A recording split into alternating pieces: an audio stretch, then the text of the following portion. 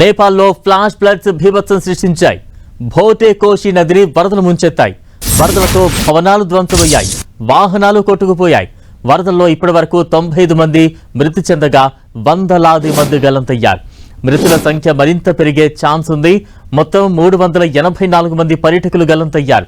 భారతదేశానికి చెందిన 133 మంది టూరిస్టులు వరదల్లో గల్లంతైనట్లు సమాచారం. 281 మంది విదేశీయులు కూడా ఉన్నట్లుగా తెలుస్తోంది.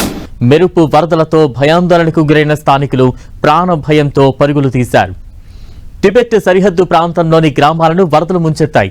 దీంతో రోడ్లు, వంతెనలు కొట్టుకుపోయాయి. విద్యుత్ ప్రాజెక్టులకు నష్టం జరిగింది.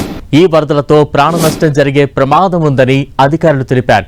పర్వత ప్రాంతమైన రసువా జిల్లాలో సుమారు 50,000 జనాభా గల శ్యాప్రుబేసి, తిమురే ప్రాంతాలు తీవ్రంగా ప్రభావితమయ్యాయని అధికారులు తెలిపారు.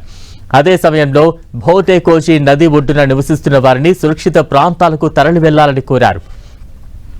గత సంవత్సరం కూడా ఇదే తరహాలో నదిలో వరదలు సంభవించాయి. ఆకస్మిక వరదలకు ఒక హిమానీ నద సరస్సు ఎండిపోవడమే కారణమని చివరకు గుర్తించారు. వరదల కారణంగా రోడ్లు, వంతెనలతో పాటు జల విద్యుత్ ప్రాజెక్టులు కూడా దెబ్బతిన్నాయని నేపాల్ జలవనరుల మంత్రిత్వ శాఖ తెలిపింది.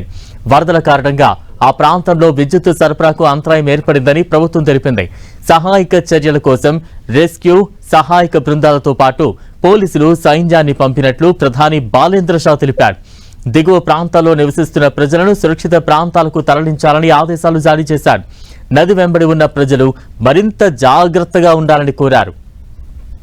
భోటే కోషి నది టిబెట్లో ఉద్భవించి నేపాల్లోని త్రిశూలి నదిలో కలుస్తుంది.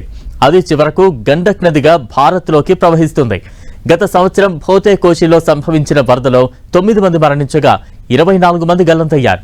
అంతేకాకుండా నేపాల్, చైనాలను కలిపే స్నేహ వంతెన కొట్టుకుపోవడంతో నెలల తరబడి వాణిజ్య, రవాణా కార్యకలాపాలకు అంతరాయం కలిగింది.